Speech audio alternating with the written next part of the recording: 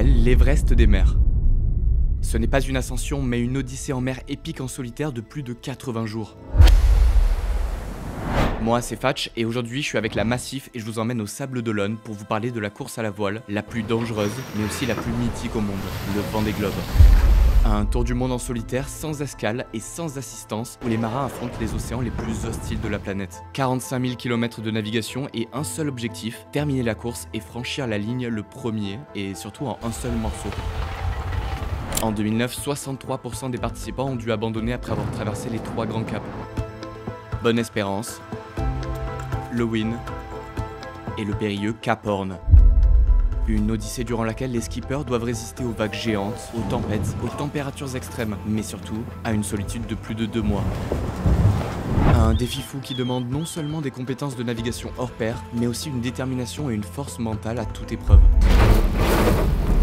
Depuis 1989, tous les 4 ans, les meilleurs navigateurs de la planète se rassemblent donc au Sables d'Olonne, en Vendée, pour prendre le départ de cette course hors du commun. Ils étaient 13 à avoir relevé le défi lors de la première édition, et seuls 7 d'entre eux auront au final rallié la ligne d'arrivée. À cette époque, les bateaux étaient moins sophistiqués, les conditions de survie précaires, et les systèmes de communication rudimentaires. Mais depuis, le Vendée Globe a grandi, puis est devenu petit à petit la référence ultime de la voile en solitaire.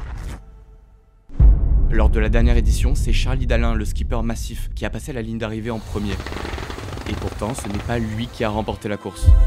Je t'explique, nous sommes dans la nuit du 27 janvier 2021. Après un ultramarathon de 80 jours, 4 bateaux se jouent la victoire au sprint. Charlie va alors franchir la ligne d'arrivée en premier, mais tout en sachant qu'il ne sera probablement pas le vainqueur officiel du Vendée Globe.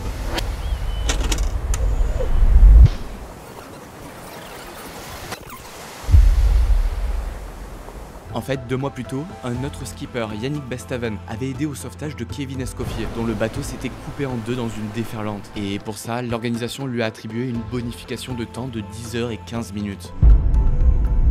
Au final, après une course parfaite, Charlie Dalin passe la ligne d'arrivée en tête. Mais c'est donc Yannick Bestaven qui l'emporte, devenant ainsi le 9e vainqueur du Vendée Globe. Charlie aura bravé les tempêtes, passé plus de 8 heures par jour à étudier les fichiers météo pour préparer ses stratégies, pour au final terminer l'épreuve en 80 jours, 6 heures et 15 minutes, signant 2 nouveaux records sur des segments de course. Il aura été en tête sur 48% des classements intermédiaires, mais n'aura donc pas réussi à arracher la victoire. Alors cette année, il revient, encore aux côtés de la Massif, pour cette fois-ci s'emparer du trophée.